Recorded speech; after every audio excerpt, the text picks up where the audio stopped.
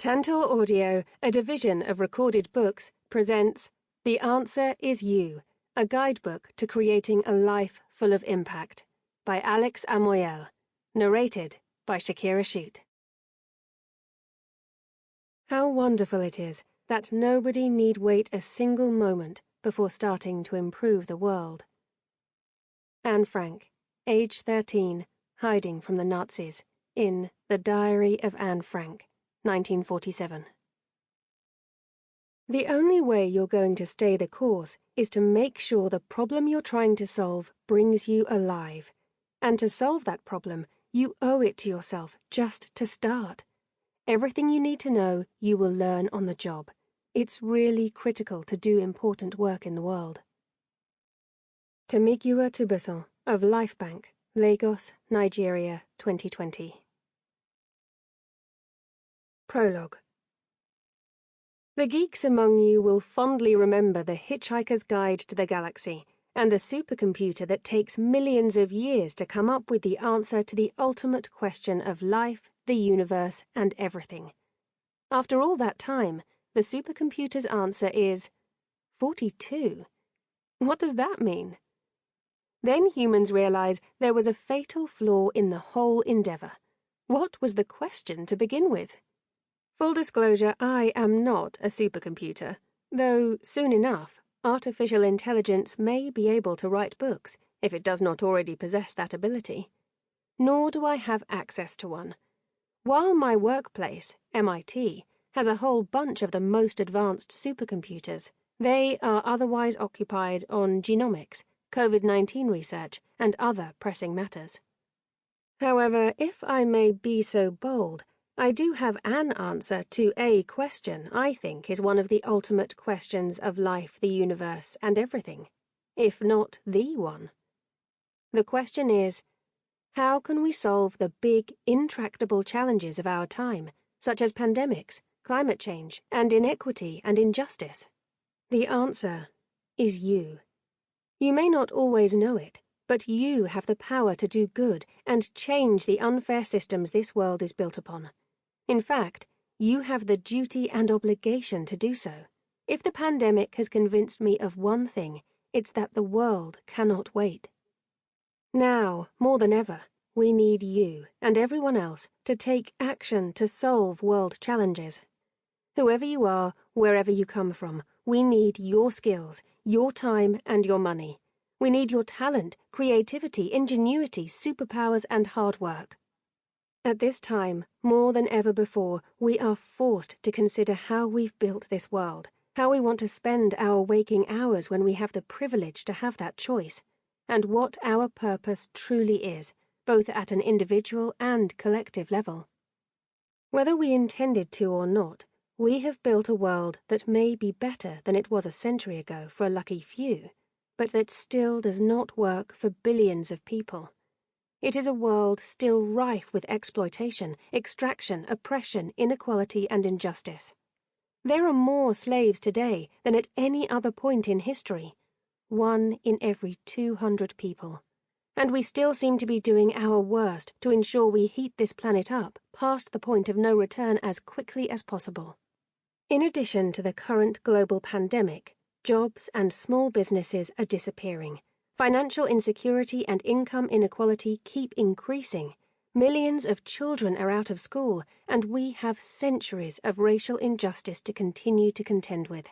Though these challenges all predate the pandemic, they have been exacerbated at both global and community levels, and it is of greatest urgency that we deal with them today. To tackle these challenges, we need everyone. As Megan Smith, the United States Chief Technology Officer under President Obama, likes to say, if we include everyone, we can solve everything. In the midst of all of this mess, many of you are already stepping up and getting in the game to help change its unfair rules. People, young and old, especially millennials and Gen Zers, already want to do a great deal more than continuing to accumulate travel photos on Instagram. They want to lead lives of purpose. When I first had the idea to write this book, I thought I would need to make the case for why you need to get into the social impact game. But in the interim, the pandemic, and the renewed Black Lives Matter movement have shown me that most of you already know that. From all walks of life, you are yearning to do something. You are joining protests, donating dollars, boycotting brands, bringing food to frontline health workers, and more. But that alone is not enough, and you want to do more, even though the enormity and complexity of the challenges we face can feel frustrating and confusing. As we struggle to come to terms with how profoundly this pandemic has changed our lives and our futures, it can be hard to find the energy to fight back against inequity and oppression. Some days it can be hard just to get out of bed, but everyone can do something with the skills and resources they already have. It just takes a blueprint to get started on creating and living a life full of impact. In this book, I will tell the stories of ordinary people doing extraordinary things, a line President Biden used on the day of his inauguration during the Celebrating America evening event. You've likely heard about Malala and Greta, but there are so many more impact innovators and change-makers whose stories you may never have encountered. Those are the ones whose lives you will learn about here. Perhaps these change-makers are the future Mandelas and Gandhis. Above all, they are people who, by and large, did not start out any differently than you or me. In fact, many started with far less. But they decided to get started anyway, to solve a problem, and did so slowly but surely, working day in, day out with their blood, sweat, and tears to improve their community, their country, and the world. I hope the stories of these problem solvers will serve as a guide for how you can use your unique skills and resources, your own superpowers, to enact change. Throughout, I will overlay advice and frameworks I have found helpful in thinking about my own impact journey.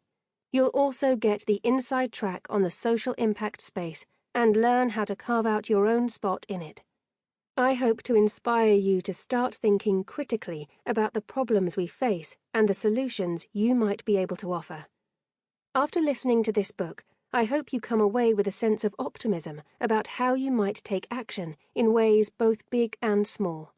This isn't to say that creating a life full of impact will be an easy journey, yet it will be a rewarding and most necessary one.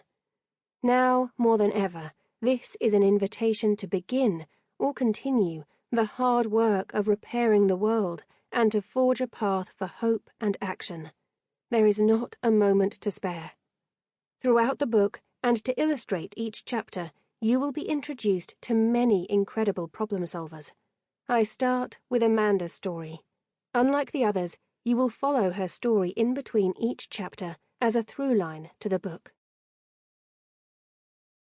Amanda's injustice. When she left the hospital that day, Amanda Wen recalls, "I'd never fully understood the definition of lonely until that moment." Amanda didn't start out wanting to be an activist. Far from it. She calls herself a super nerd and studied government and astrophysics in college. But the life and future prospects of this daughter of 2 Vietnamese refugees changed dramatically when she was raped in her final semester at Harvard. A trauma inflicted each year on 1.3 billion people worldwide, mostly on women and transgender people.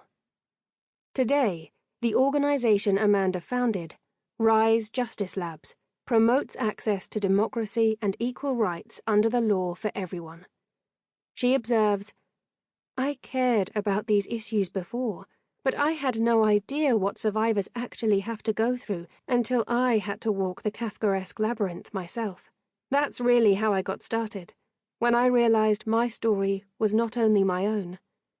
In the wake of the attack, Amanda spent 6 hours at the hospital for medical staff to perform her rape kit. The crime scene was her body. Most people don't know it takes 3 to 7 hours, because it's both life-saving medical attention and forensic evidence for the case. After the hospital, she made her way to the local rape crisis center, where there weren't enough seats in the waiting room. Amanda dreamt of one day becoming an astronaut, and had already lined up a great first step after graduation, a position at NASA in the Obama administration's final years in D.C. But when she spoke with a pro bono legal service for victims of sexual assault, they told her that rape trials take up to 3 years on average. If she wanted to go forward, they advised that the case would take over her life for at least the next 2 years. She had to make an agonizing choice between starting her career and seeking justice. While she wanted both, she chose her career for the short term, with the knowledge that she had 15 years in Massachusetts before the statute of limitations ran out for reporting the crime and filing charges against the perpetrator. However, Amanda was shocked to discover that her rape kit would be destroyed after 6 months unless she petitioned the state for an extension. It would not even be tested, despite the 15-year statute of limitations. When she asked to be able to hold on to her rape kit for the length of the statutory limit, she was told there was no procedure in place for this. Double standards abounded. For example, a convicted rapist had the right to hold on to the evidence for the duration of his conviction, but the survivor of the crime did not. This routine destruction of untested evidence was unique to the crime of rape, something Amanda found absurd, given the number of cold cases, including murders, that are solved each year because the police held on to evidence for decades that later yielded DNA. Petitioning for an extension was a costly affair she had to undertake every 6 months, and it only served to remind her of the trauma. The unfairness of all this struck her as a bureaucratic loophole with a massive, massive impact on someone's life. The Massachusetts criminal justice system was a game that was not set up for survivors. When Amanda considered the fact that she had many more resources than a great number of other victims of sexual assault, she decided she had no choice but to rewrite the law. And with help from other survivors and allies, that is what she ended up doing. You will find out more as her story unfolds throughout this book. Introduction. Build your seat at the problem-solving table. Everybody should have a place at the problem-solving table. Raphael Reif, president of the Massachusetts Institute of Technology, speaking at Solve at MIT in 2017. Thousands of applicants, hundreds of reviewers and judges, 60 finalists, and 30-plus solver teams selected every year, with over $50 million in funding to date for social innovators across the globe. That is MIT Solve. In 2016, I got an irresistible offer from the Massachusetts Institute of Technology, MIT, perhaps the leading tech and innovation engine in the world.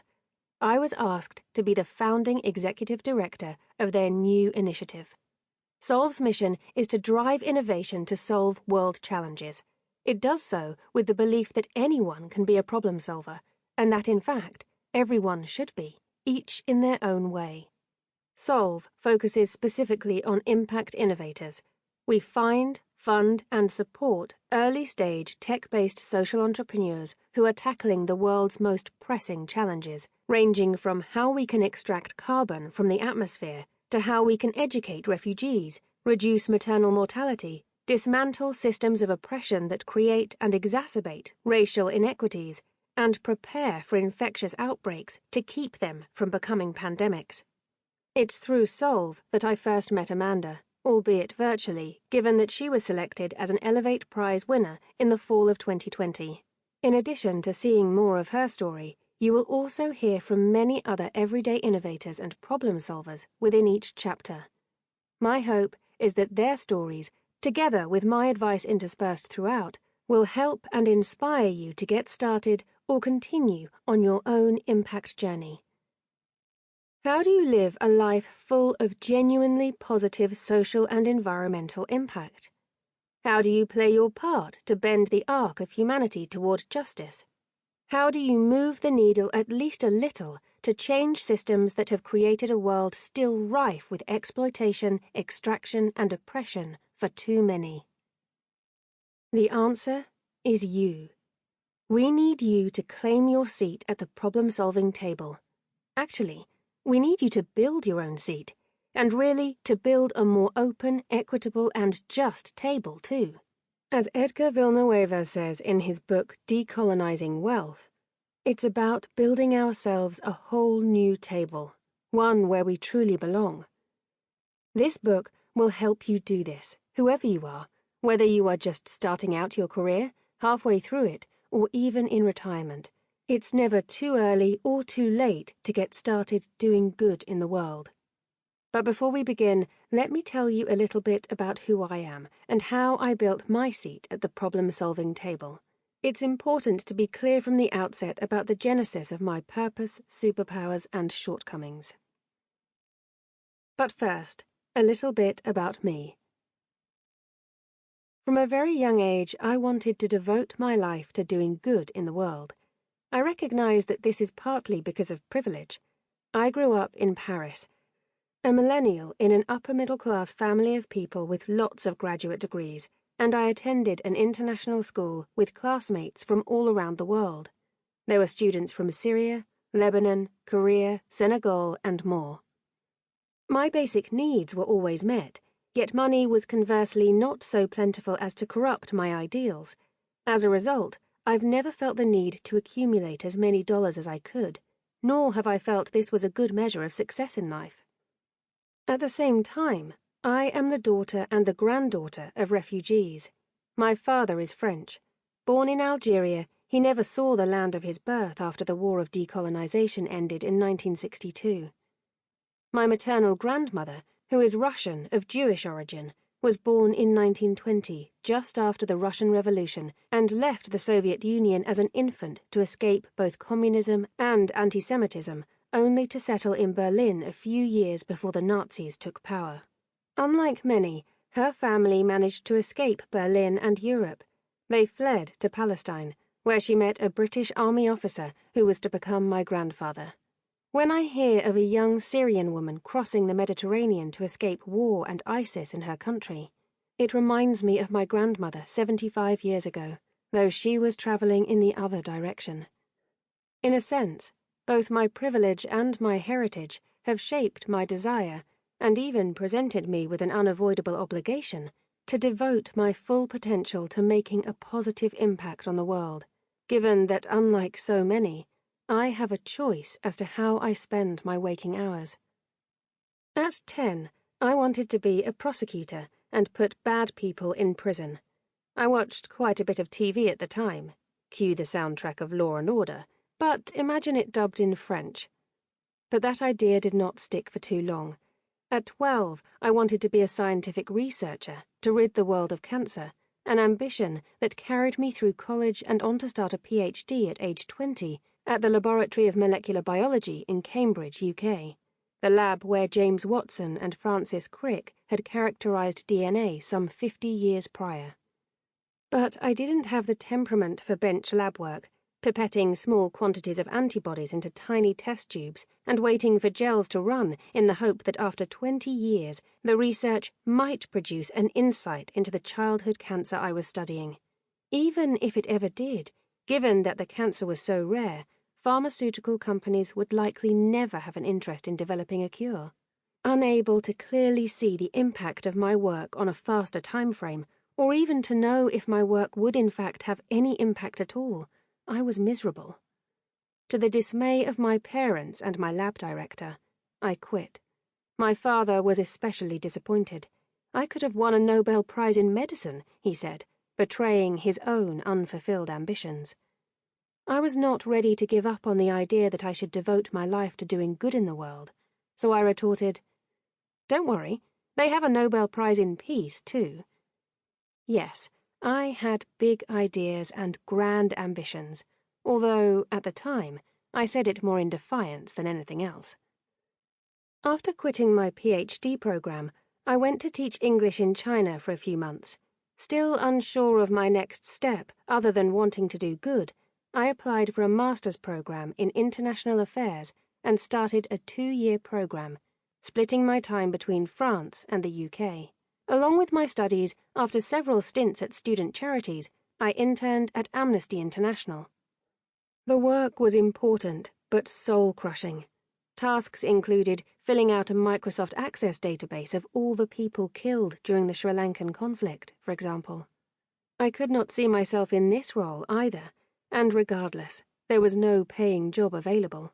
I applied to Human Rights Watch, Save the Children, and countless other organizations I admired in the social impact space. None even granted me an interview. Unable to find a full-time paying job in social impact, I joined a management consulting firm, the Boston Consulting Group, like so many of my ambitious peers who lacked a clear sense of purpose. As a colleague loved saying, no one grows up wanting to be a management consultant. After 18 months learning a great many business concepts and how to move boxes around on PowerPoint, which did turn out to be pretty useful, I was lucky enough to be assigned a pro bono project with none other than Save the Children, one of my favorite nonprofits. A few months after that, no doubt thanks to my beguiling PowerPoint box-moving skills, I was offered a chance to join Save the Children full-time.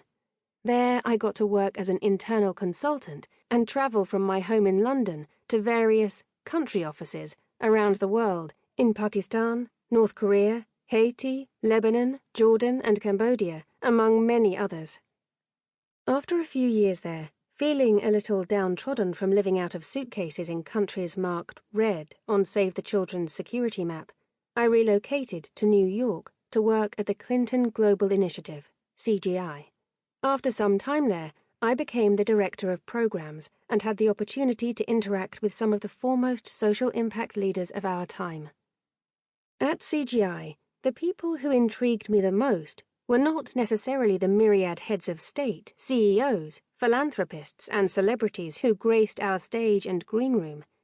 They were of course impressive, and there were both fun and absurd moments, ones I doubt I'll ever experience again.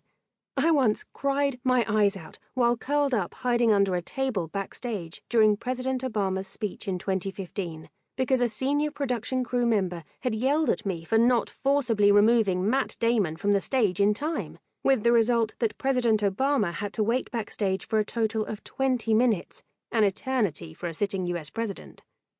Overall, though, I was most fascinated by the less well-known entrepreneurs, activists, and artists from Pakistan, Sudan, Somalia, and Vanuatu.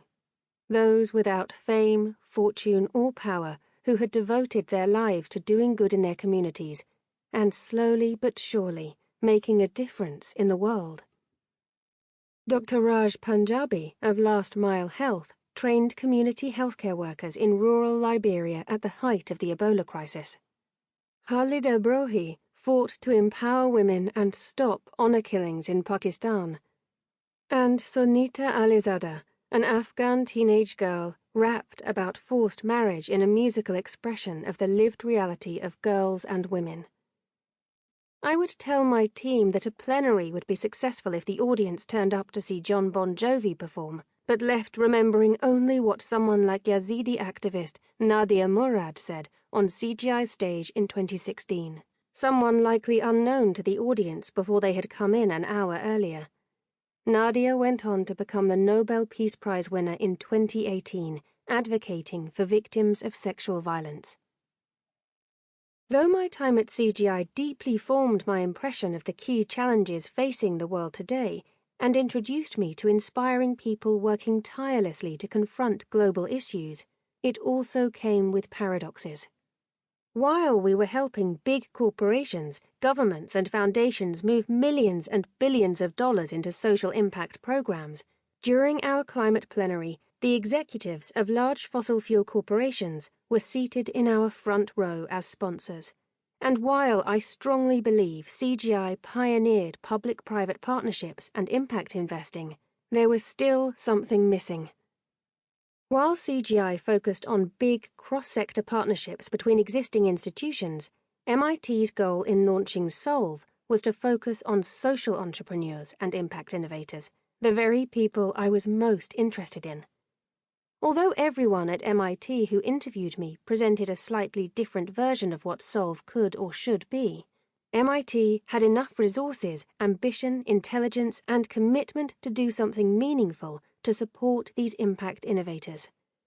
Perhaps most importantly, my vision of what was missing in today's world was fully aligned with MIT's vision. Their faculty members had helped put a man on the moon and create the internet, and they had won countless Nobel Prizes. MIT is perhaps the greatest engine of innovation in the world. This felt like a place to pull off the biggest of ambitions, to harness the talent and ingenuity of incredible innovators all around the planet, and to help them solve the world's great challenges. I was in. And through all of this, I discovered something quite simple. The answer is you. We need all of you. Let's start with the many contradictions of the social impact space. The social impact sphere I have been part of for over 15 years is a messy conglomerate of organizations and people who portray themselves as the do-gooders who have all the answers if you give them the money. It's also full of unintelligible jargon, buzzwords, acronyms, confusion, and hypocrisy. First, there are the well-known players, international NGOs with a savior complex who fly in after a disaster and fly out almost as fast as they came. Then, the governments of rich countries or the so-called Global North, who care more about short-term re-election cycles and lobbyists than investing in long-term solutions that would support real equity and opportunity for all, and who dole out international aid as a continued form of colonialism. You also have bureaucratic and shambolic multilateral institutions that never seem to have funding to deploy actual programs on the ground, but host colloquiums and write white papers as though these make a difference. Corporations have also stepped into the fray. They understand that their customers and employees care about social and environmental impact, but they put their corporate social responsibility department under marketing in their hierarchies, because, fundamentally, to them, it's all about brand perception. Lest we forget, there are the foundations named after oil tycoons who have greenwashed their reputation by funding museums in the most expensive zip codes and who do not accept unsolicited applications, meaning you have to play polo with someone in their organization before you can even apply for a grant. The most recent additions to these do-gooders are the techno-utopian Silicon Valley entrepreneurs who made their money after getting us addicted to likes and therefore think they are smarter than we are. They believe they can hack the problems of this world with an app or two, or perhaps with their newest holy grail, a crypto fund. These are caricatures, of course, and among these there are many good groups and individuals doing really critical work. But these caricatures also have some elements of truth, especially when it comes to the slacktivists, cause adopters, and optical allies who co-opt the language of impact until it is reduced to token gestures. All of these people, good, bad, and in between, would come together at big conferences prior to the pandemic. And let's be clear, I orchestrated a goodly number of those myself, where everyone drinks champagne in ballrooms while talking about the plight of refugees, without anyone with the lived experience of a refugee in sight. It's no wonder we're not making good enough or fast enough progress on climate change, inequality, and injustice, with this gigantic soup of muddled interests focused mainly on short-term thinking, much of which actually aligns with maintaining existing power structures and the oppressive status quo. What gives me hope in the face of all of this? The answer is you. Sydney Gressel, a pediatric nurse at the University of California Medical Center in San Francisco, was asked by her friends how they could help her and her colleagues on the front line of the COVID-19 crisis back in March 2020. She answered, "Pizza." Initially, the idea was to boost morale, but when shelter-in-place orders were enacted and restaurants throughout the city closed, medical staff could no longer step out to grab food nearby.